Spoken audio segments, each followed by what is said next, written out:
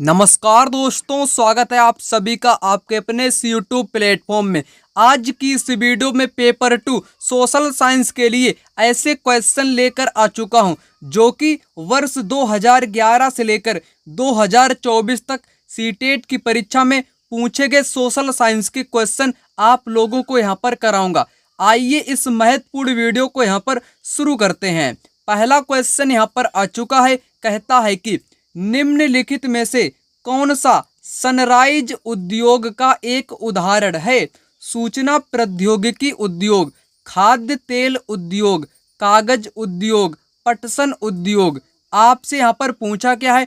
Sunrise उद्योग आपसे पूछा है। आखिर सनराइज उद्योग होता क्या है, सबसे पहले जान लेते हैं। सनराइज उद्योग का मतलब होता है उभरते हुए उद्योग। उभरते हुए उद्योग को क्या बोलते हैं? यानी कि विकसित हो रहे वर्तमान में ऐसे उद्योगों को सनराइज बोलते हैं। जिस प्रकार सूरज उदय होता है उसी प्रकार कुछ ऐसे उद्योग हैं जो कि तेजी के साथ विकसित हो रहे हैं, उनको बोलते हैं उभरते हुए उद्योग। इंग्लिश में बोलेंगे सनराइज उद्योग। उदाहरण आपसे पूछा है, कौन सा होगा? यहाँ पर राइट आंसर होगा सूचना प्रौद्योगिकी उद्योग, जो कि उभरता हुआ उद्योग यानी कि सनराइज उद्योग का उदाहरण है। यहाँ पर आप अच्छे तरीके से समझ लो, यहाँ से एग्जामिनर ने आप लोगों से क्वेश्चन पूछा था परीक्षा में। क्या आप जानते हो उभरते हुए उद्योग सनराइज उद्योग के नाम से भी जाने जाते हैं? इसमें सूचना प्रौद्योगिकी, स्वास्थ्य लाभ, सत्कार तथा ज्ञान संबंधित उद्योग शामिल हैं। अब आपको यहाँ पर पता चल गया होगा सनराइज उद्योग के अन्य भी उदाहरण हैं। जैसे यहाँ पर आपको पता है सूचना प्रौद्योगिकी, स्वास्थ्य लाभ, सत्कार तथा ज्ञान, ये आपके कैसे हैं? ये दोस्तों आपके सनराइज उद्योग के उदाहरण हैं। यहाँ पर बात कर लेते हैं अगले प्रश्न की। कहता है कि कच्चे माल को अधिक मूल्यवान उत्पाद में बदलने वाली क्रिया को कहा जाता है? क्या कहेंगे? प्राथमिक क्रिया, द्वितीयक या आर्थिक क्रिया या तृतीयक क्रिया? यहाँ पर करेक्ट आंसर होगा दोस्तों द्वितीयक क्रिया। यहाँ पर कौन सा होगा? द्वितीयक क्रिया, क्योंकि क्वेश्चन में कहा गया है कच्चे माल को अधिक मूल्यवान उत्पाद में बदलने वाली क्रिया आपकी द्वितीयक क्रिया कहलाती है। उदाहरण के तौर पर आप यहाँ पर समझिएगा, क्योंकि परीक्षा में क्वेश्चन आपके उदाहरण देकर भी कहे जाते हैं कि ये किसका उदाहरण है, इसलिए आपको यहाँ पर समझना अति आवश्यक है। जैसे मैं बात करूं दोस्तों कपास की, किसकी? कपास की मैं बात करूं। कपास आपका कहां पर होता है? खेतों पर होता है, ठीक है। इसकी फसल होती है कपास की। कपास से जब क्या बनते हैं? वस्त्र बनते हैं। कपास से वस्त्र बनते हैं। कपास आपका हो गया कच्चा माल, वस्त्र आपका हो गया एकदम बढ़िया बेहतरीन, जिसको हम लोग पहनते हैं। तो इसका रूप बदल गया। क्या बदल गया? कपास से वस्त्र निर्मित हो गए।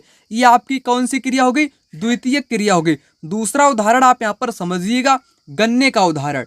गन्ना, शुगर कैन, ठीक है। गन्ने से क्या क्या बनती है? चीनी बनती है। गन्ने से चीनी बनेगी, ये किसका उदाहरण होगा? ये भी दोस्तों द्वितीय क्रिया का उदाहरण होगा। अगर क्वेश्चन में पूछा जाए गन्ने से चीनी बनना कौन सी आर्थिक क्रिया है, आपको बताना है द्वितीयक आर्थिक क्रिया होगी। यहाँ पर आपको मैंने समझा दिया, ठीक है। यहाँ पर अगर मैं बात करूँ प्राथमिक क्रिया, प्राथमिक क्रिया में कौन कौन से शामिल है? आपकी कृषि शामिल है, कृषि शामिल है, पशुपालन यानी कि पशुपालन भी इसी में आपके शामिल हैं।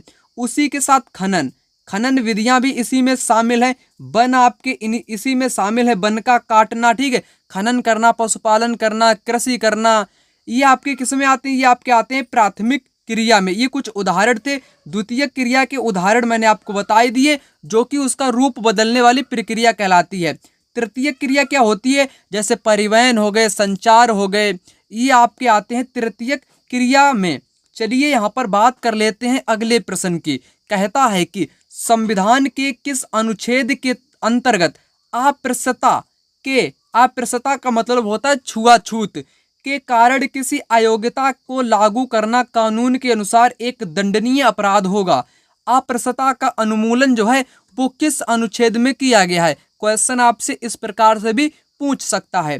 अनुच्छेद 15 होगा, 17 होगा या 21 होगा या 28 होगा? होगा तो होगा यहाँ पर आपका अनुच्छेद 17, जो कि क्या है? ये दोस्तों अप्रस्तता उन्मूलन अनुच्छेद है, यानी कि अप्रसता के आधार पर भेदभाव नहीं किया जाएगा। ये अनुच्छेद 17 में बोला गया है।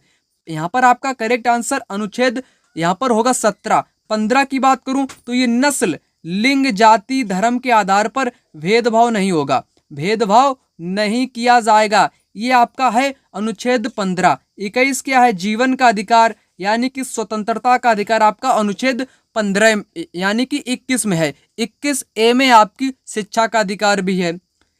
यहाँ पर बात कर लेते हैं अगले प्रश्न की। भारत में असमानता का मुख्य कारण क्या है? कहने का तात्पर्य जो भारत है अपना भारत, उसमें असमानता क्यों पाई जाती है? गरीबी के कारण, धर्म के कारण, जाति के कारण या लिंग के कारण? तो यहाँ पर करेक्ट आंसर होगा दोस्तों, यहाँ पर आपका होगा जाति। जो जाति होती है, जाति के आधार पर भेदभाव होता है। भेदभाव होने के कारण असमानता का मुख्य कारण आपका क्या होगा? जाति होगी। यहाँ पर बात कर लेते हैं अगले प्रश्न की। कहता है कि निम्नलिखित में से किस क्षेत्र को विश्व का फलोद्यान कहा जाता है? दक्षिण अफ्रीका का ऑरेंज क्षेत्र, भारत की कश्मीर घाटी, भूमध्य क्षेत्र, ऑस्ट्रेलिया में कीसलैंड। दोस्तों मैं आप लोगों के लिए इतनी मेहनत करता हूं, आप इस वीडियो को ज़्यादा से ज़्यादा लाइक करिएगा, शेयर करिएगा, चैनल को भी सब्सक्राइब कर लीजिएगा। यहाँ पर आपको बताना क्या है? विश्व का फलोद्यान, यानी कि विश्व का ऐसा कौन सा क्षेत्र है जहाँ पर फल ही फल होते हैं, यानी कि विश्व का फलोद्यान कहा जाने वाला क्षेत्र आपको बताना है। यहाँ पर करेक्ट आंसर होगा भूमध्य क्षेत्र। यहाँ पर क्वेश्चन में थोड़ा मिस्टेक है, भूमध्य सागरीय प्रदेश यहाँ पर कह सकते हो, भूमध्य सागरीय प्रदेश। जहाँ पर क्या है? यहाँ पर दोस्तों खट्टे जो फल होते हैं, खट्टे रसदार फल, जैसे अंगूर की बात करूं, अंगूर हो गया आपका, संतरा आपका हो गया, ये अधिकतर आपके भूमध्य सागरीय प्रदेश में ही पाए जाते हैं। इसी कारण यहाँ पर इसको क्या बोलते हैं? विश्व का फलोद्यान भी बोलते हैं। किसको? भूमध्य सागरीय प्रदेश को। यहाँ पर करेक्ट आंसर होगा थर्ड विकल्प।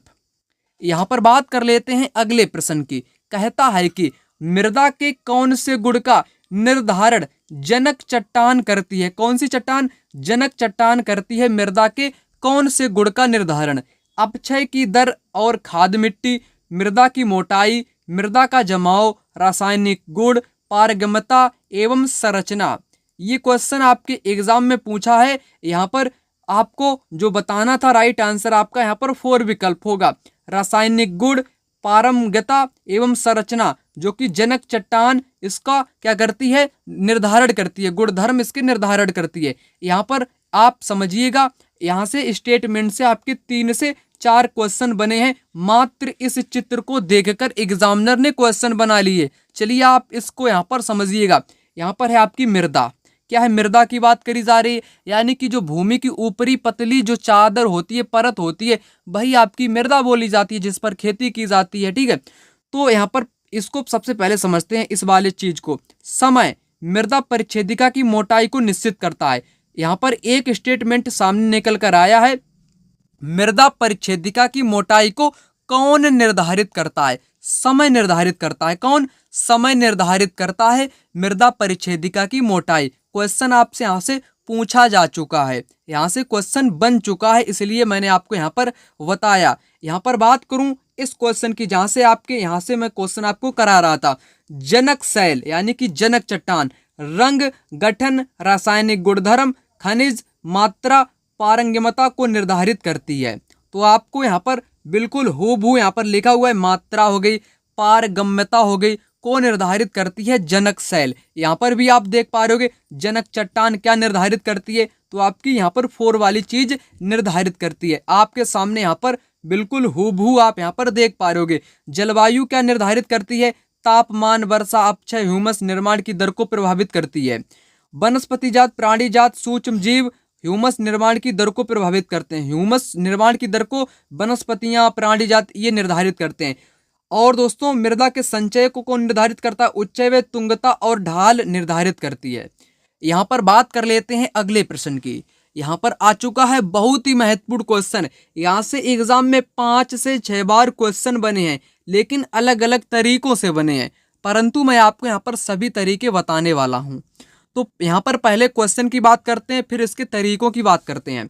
भू राजस्व के कौन से समझौते में राजाओं और तालुकदारों को जमींदारों के रूप में मान्यता दी गई? रैयतवारी में, महलवारी में, स्थायी समझौता में या पट्टीदारी समझौता में? तो यहाँ पर करेक्ट आंसर होना चाहिए स्थायी बंदोबस्त या स्थायी समझौता, जिसमें जो राजस्व वसूला जाता था, वसूलने का जो अधिकार दिया गया था, वो जमींदारों, राजा को दिया गया था। और जो जमींदार थे, जमींदारों को इसको अधिकार दिया गया था कि आप लोग क्या करोगे, किसानों से कर इकट्ठा करोगे और मेरे को कर आप लोग देगो, मतलब कि दे दोगे। कौन कौन से दे देंगे इसको? राजा देंगे और जमींदार देंगे। स्थायी बंदोबस्त में ये कहा गया है। ठीक है, स्थायी बंदोबस्त दोस्तों ये 1793 में लागू किया गया था। लॉर्ड कॉर्नवालिस, यहाँ पर लिखना चाहूंगा, लॉर्ड कॉर्नवालिस ने इसको शुरू किया था। ठीक है, जो कि ये आपके पूर्वी भारत यानी कि असम हो गया, आपका बंगाल हो गया, उड़ीसा हो गया, ठीक है, बिहार हो गया, उस क्षेत्र में इसको लागू किया था लॉर्ड कॉर्नवालिस ने। यहाँ पर करेक्ट आंसर आपका स्थायी बंदोबस्त। अगर मैं यहाँ पर आपको बताना चाहूँ, महलवारी समझौता या महलवारी बंदोबस्त जो है ये आपका एक महत्वपूर्ण है, क्योंकि मैं जो आपको बताने वाला था तरीका, यानी कि किस तरीके से एग्जामिनर ने आप लोगों से यहाँ पर क्वेश्चन पूछे हैं। यहाँ से महलवारी से आपके 2 से 3 बार पूछे गए क्वेश्चन है, स्थायी बंदोबस्त से 2 से 3 बार पूछे गए क्वेश्चन है। मैंने आपको यहाँ पर स्थायी बंदोबस्त बता ही दिया। 1793 में लॉर्ड कॉर्नवालिस के द्वारा ये लागू किया गया था आपके बिहार में, बंगाल में, उड़ीसा में।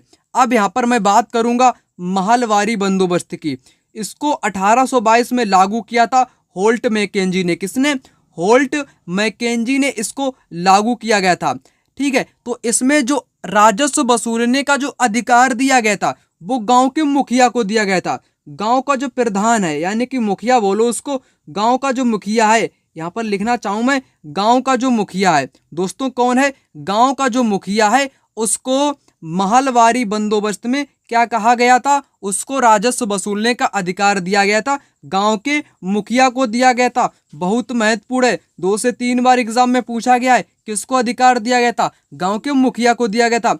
परंतु स्थायी बंदोबस्त में किसको दिया गया था? राजा को दिया गया था। उसके साथ जमींदारों को इसमें राजस्व वसूलने का अधिकार दिया गया था। इतना आप लोग यहाँ पर याद रखेंगे। रैयतवारी आपके एग्जाम में नहीं पूछा जाता है, परंतु मैं आपको बताना चाहूँ 1820 में ये शुरू हुआ था। आपका थॉमस एक मुनरो नाम का व्यक्ति था। कौन था? मुनरो व्यक्ति था। उसने इसको दक्षिण भारत यानी कि मद्रास वाले इलाके में लागू किया था। वहीं स्थायी बंदोबस्त ये आपके उत्तरी भारत में लागू हुआ था।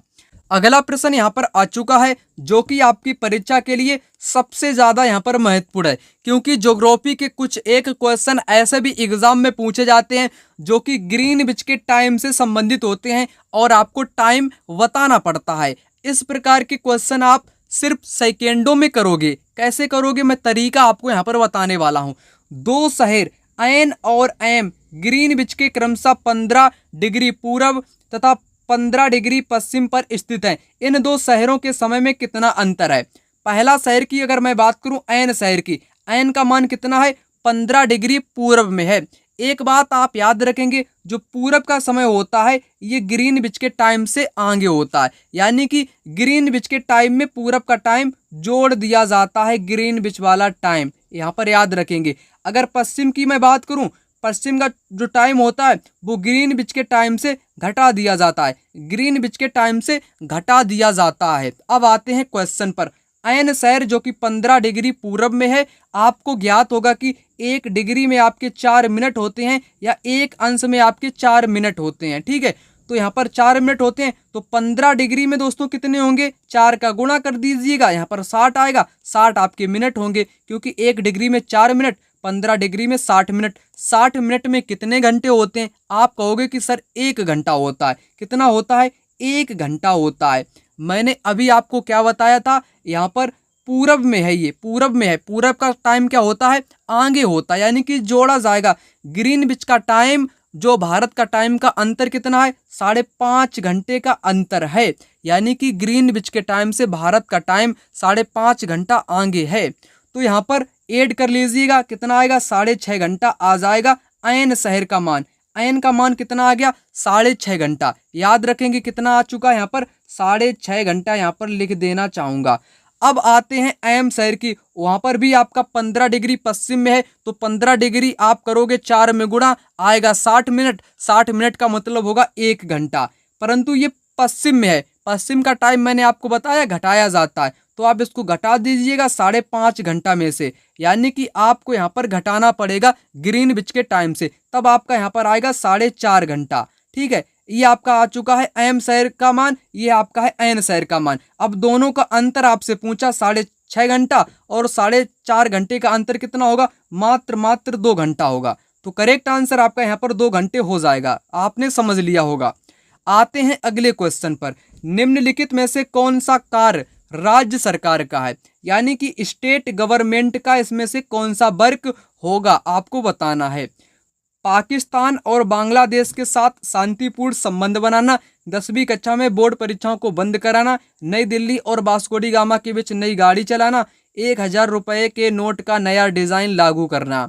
अगर मैं बात करूं पाकिस्तान और बांग्लादेश के साथ शांतिपूर्ण समझौते की या संबंध की, तो ये दोस्तों केंद्र सरकार का काम होता है, ना कि राज्य सरकार का काम होता है। पहला यहाँ पर गलत है।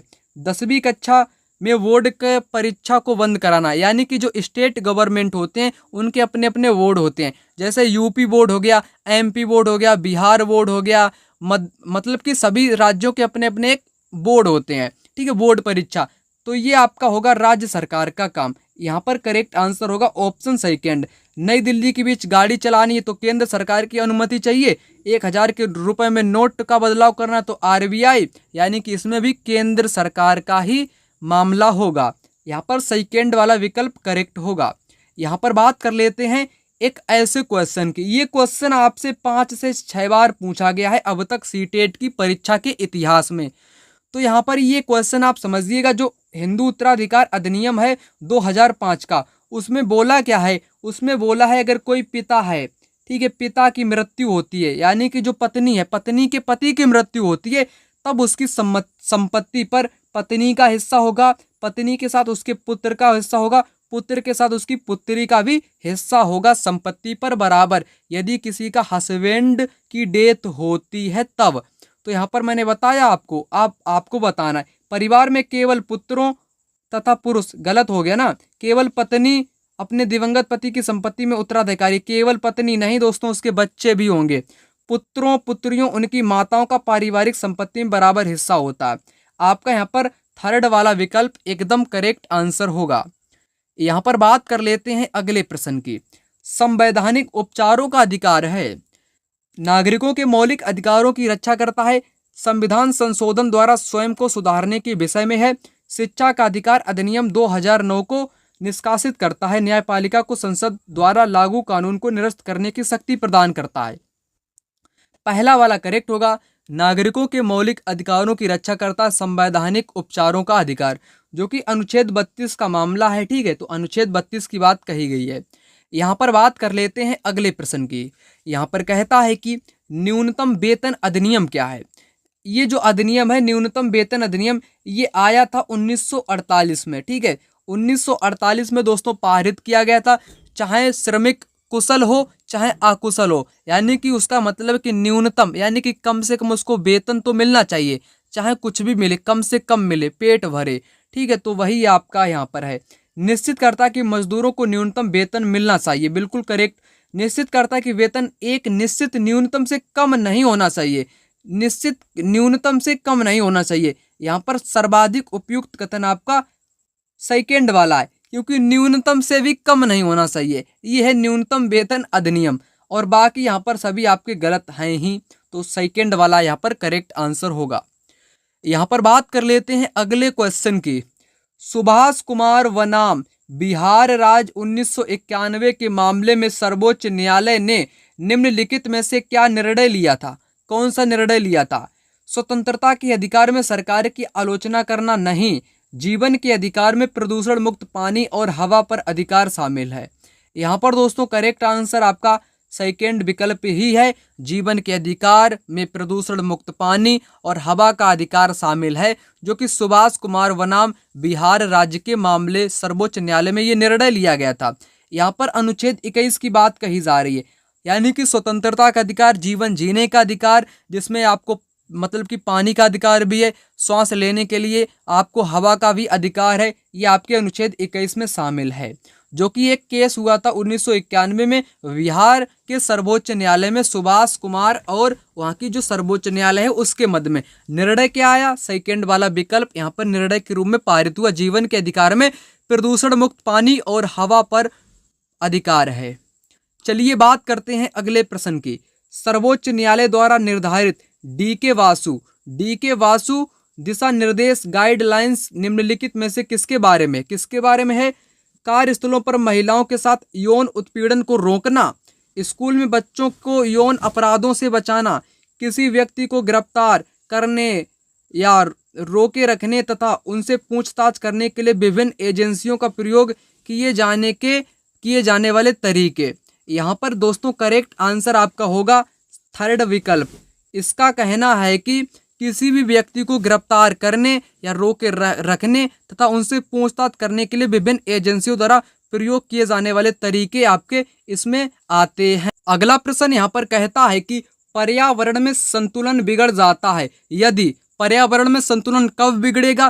प्रजातियों की सापेक्ष संख्या के साथ छेड़छाड़ ना की जाए। क्या पर्यावरण आपका संतुलन बिगड़ेगा? जी नहीं बिगड़ेगा। अगर प्रजातियों के साथ छेड़छाड़ की जाएगी तब बिगड़ेगा, ना की जाए तो नहीं बिगड़ेगा। मानवीय गतिविधियां प्राकृतिक पर्यावास को संरक्षित करती हैं, बिल्कुल करती हैं, लेकिन इससे पर्यावरण में संतुलन बिगड़ता नहीं है बल्कि संभलता है। ये भी गलत होगा। जंगली जानवरों का विवेकहीन शिकार किया जाना निषेध हो अगर, तो इससे आपका संतुलन बिगड़ेगा ही नहीं। अगर निषेध नहीं है, लोग जानवरों का शिकार कर रहे हैं, तो पर्यावरण का संतुलन बिगड़ जाएगा, परंतु इसमें निषेध दे दिया गया है इसलिए ये भी यहाँ पर नहीं होगा। यहाँ पर है निर्वनीकरण तथा भू अपरदन चलता रहे। अगर भू अपरदन होगा, मिट्टी का कटाव लगातार होता रहेगा, तब क्या होगा दोस्तों?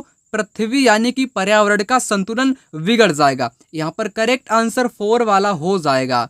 अगला प्रश्न यहाँ पर आ चुका है, कहता है कि पृथ्वी द्वारा प्रेषित रेडियो तरंगों को वापस पृथ्वी पर कौन परावर्तित करता है? रेडियो वाली तरंगों की यहाँ पर बात कही गई है। बाह्य मंडल, मध्य मंडल, समताप मंडल, ताप मंडल।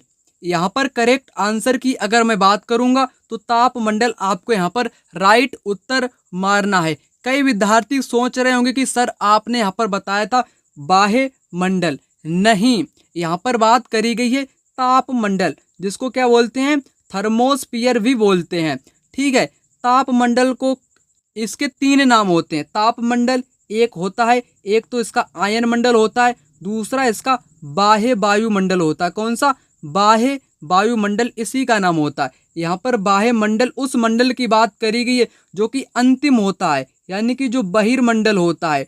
अगर आपको विकल्प में बाह्य मंडल भी मिले, ताप मंडल भी मिले, तब आपको ताप मंडल उत्तर मारना है। सिर्फ आपको अगर बाह्य मंडल इस प्रकार से लिखा रहे तो रेडियो वाली तरंगे उसी में आपकी परावर्तित होती हैं। एक चीज यहाँ पर आप याद कर लीजिएगा, ताप मंडल यानी कि थर्मोस्फीयर की बात कही जा रही है, जिसको आयन मंडल बोलते हैं, जिसको बाह्य वायुमंडल भी बोलते हैं। यहाँ पर आपका ये लास्ट वाली बात करी गई है। ठीक है, इसलिए आप कंफ्यूज यहाँ पर मत होइएगा। ताप मंडल यहाँ पर राइट आंसर होगा। समताप मंडल में आपके हवाई जहाज उड़ते हैं, मौसम की कोई भी घटना यहाँ पर नहीं होती है, जबकि क्षोभ मंडल में होती है। मध्य मंडल में क्या होता है? उल्कापिंड आने पर यहाँ पर जल जाता है। चलिए बात कर लेते हैं अगले प्रश्न की। निम्नलिखित में से कौन जहाजों के नौकायान में सहायता करता है? उच्च ज्वारीय क्षेत्र, कम ज्वारीय क्षेत्र, ऐसा क्षेत्र जहाँ गर्म समुद्री धाराएं और शीत समुद्री धाराएं मिलती हैं, सभी धाराओं का क्षेत्र। जहाजों के नौकायान यानी कि जहाज के जो बंदरगाह होते हैं, बंदरगाह को कौन पहुंचाने में सहायता करता है? राइट आंसर होगा उच्च ज्वार। जब उच्च ज्वार आते हैं तब जो पानी के बंदरगाह मतलब कि जो जहाज होते हैं पानी वाले, वो अपने बंदरगाह तक पहुंच जाते हैं। यहाँ पर पहला विकल्प करेक्ट आंसर होगा। यहाँ पर आप समझ पा रहे होंगे एनसीईआरटी के अनुसार उच्च ज्वार नौ संचालन में सहायक होता है। ये जल स्तर को तट की पहुंचाई मतलब कि तट की ऊंचाई तक पहुंचाते हैं। ये जहाज बंदरगाह तक पहुंचाने में सहायक होते हैं। उच्च ज्वार मछली पकड़ने भी मदद करते हैं। उच्च ज्वार के दौरान अनेक मछलियां तट के निकट आ जाती हैं। इसके फलस्वरूप मछुआरे बिना कठिनाई के मछलियां पकड़ पाते हैं और कुछ स्थानों पर ज्वार भाटे होने से जल उतार चढ़ाव का उपयोग विद्युत उत्पन्न के लिए भी किया जाता है। यहाँ पर मैंने आपको 3 से 4 चीज़ें बता दी। पहली चीज़ क्वेश्चन में ही पूछी गई थी, बंदरगाह तक पहुँचने में उच्च ज्वार सहायक होता है। दूसरी बात, उच्च ज्वार में मछलियाँ आपकी तट पर आ जाती हैं, मछुआरे इसको पकड़ लेते हैं। तीसरी बात, यहाँ पर विद्युत उत्पन्न भी हो जाता है उच्च ज्वार में। तो 3 यहाँ पर कंसेप्ट आपके क्लियर हो चुके होंगे। आते हैं अगले प्रश्न पर। अपाचे और क्रो निम्नलिखित में से क्या है? अपाचे और क्रो उत्तरी अमेरिका के कबीला, कीनिया के घुमत्तू यानी कि खाना बदोश, अमेरिका के म्यूक बैंड पर्यावरण के वृत्त चित्र। पहला ऑप्शन यहाँ पर करेक्ट होगा। उत्तरी अमेरिका की जो जनजातियाँ हैं, उत्तर अमेरिका जो कबीले हैं, उनको क्या बोलते हैं? Apache crow. ये आपके उत्तर अमेरिका के ही कबीले अर्थात जनजातियां हैं। चलिए बात कर लेते हैं अगले प्रश्न की। दुनिया की प्राचीनतम चट्टानें निम्न में से कहाँ स्थित हैं? दुनिया की सबसे ज़्यादा प्राचीन चट्टानें कहाँ पर हैं? ये दोस्तों पश्चिमी ऑस्ट्रेलिया में हैं। कहाँ पर हैं? पश्चिमी ऑस्ट्रेलिया में हैं। अगला प्रश्न यहाँ पर आ चुका है, कहता है कि धरातल के निकट पाए जाने वाले खनिजों को साधारणतया खोद कर निकालने वाली प्रक्रिया को कहते हैं। यानी कि जो धरातल के बिल्कुल निकट ही पाए जाते हैं, उनको खोद कर निकालने की जो प्रक्रिया होती है खनिज को, तो उसको बोलते हैं उत्खनन।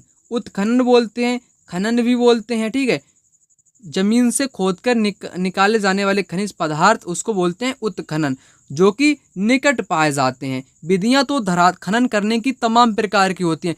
विव्रत खान खनन होता है, एक आपका होता है कूप की खनन विधि होती है, लेकिन उत्खनन यहाँ पर करेक्ट आंसर होगा।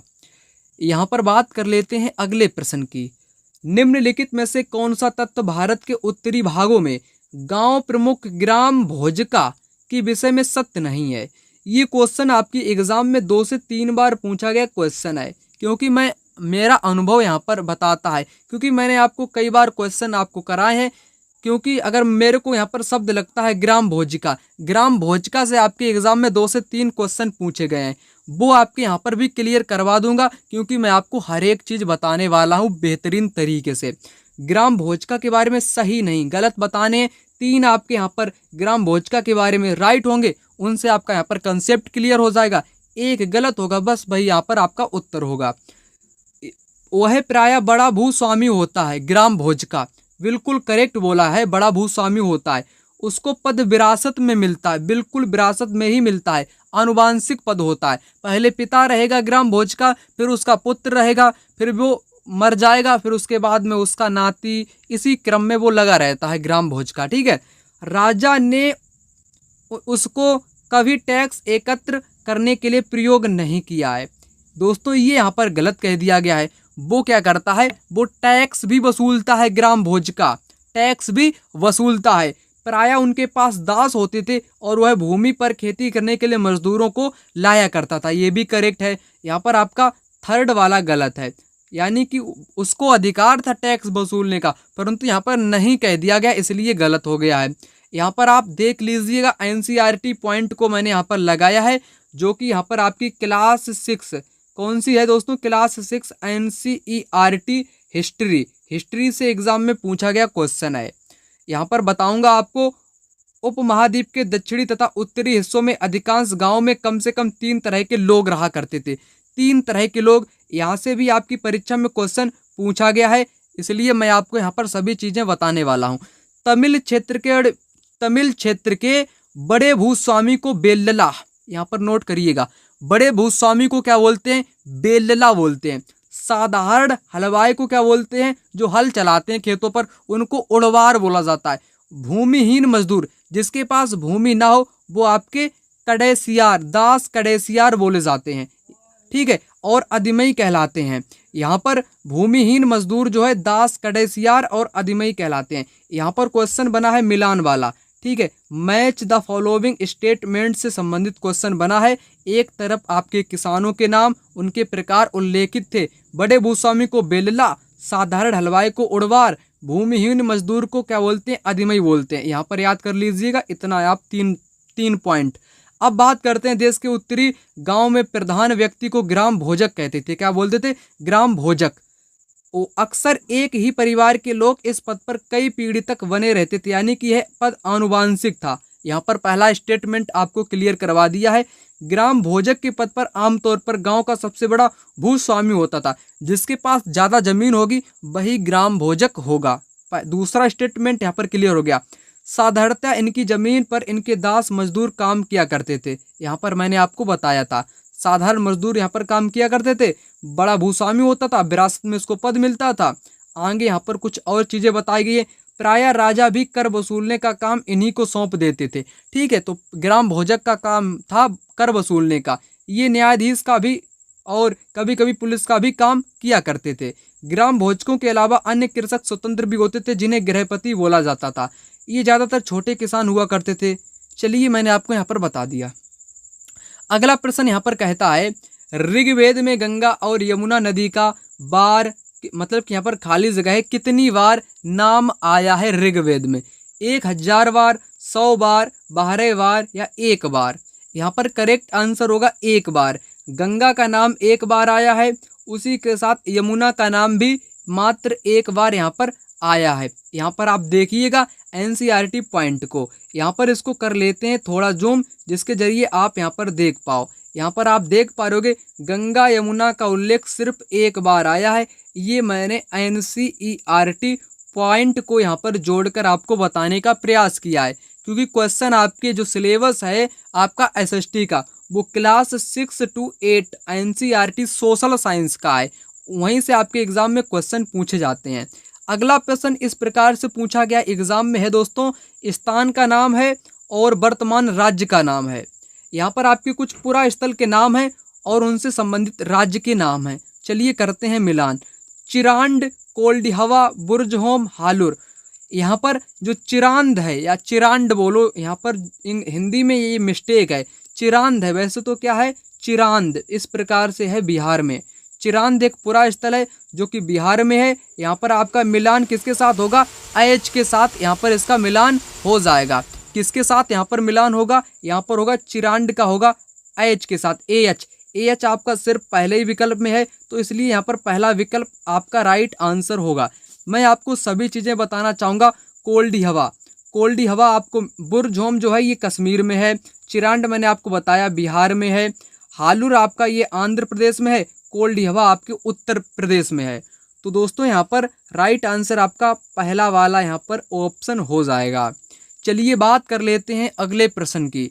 यहाँ पर आ चुका है, मणिग्राम और नानदेशी निम्नलिखित में से क्या थे? ये थे दक्षिण भारत के प्रसिद्ध व्यापार संघ, यानी कि ये व्यापारी थे, व्यापार संघ के थे। मणिग्राम और नानदेशी ये व्यापार संघ थे। ओके, तो यहाँ पर याद रखेंगे, बहुत महत्वपूर्ण है परीक्षा के लिए।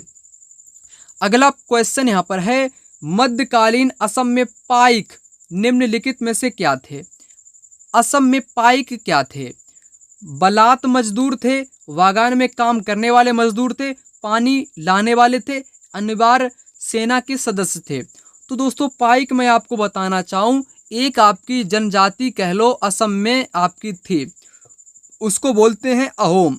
अहोम जो जनजाति है, अहोम में ही कुछ आपके पार्ट डिवाइड हुए थे जिनको पाइक बोला जाने लगा, क्योंकि इनको क्या किया गया, पाइक को जबरन, जबरन का मतलब होता है जबरदस्ती, जबरन का मतलब होता है जबरदस्ती उनसे काम करवाना।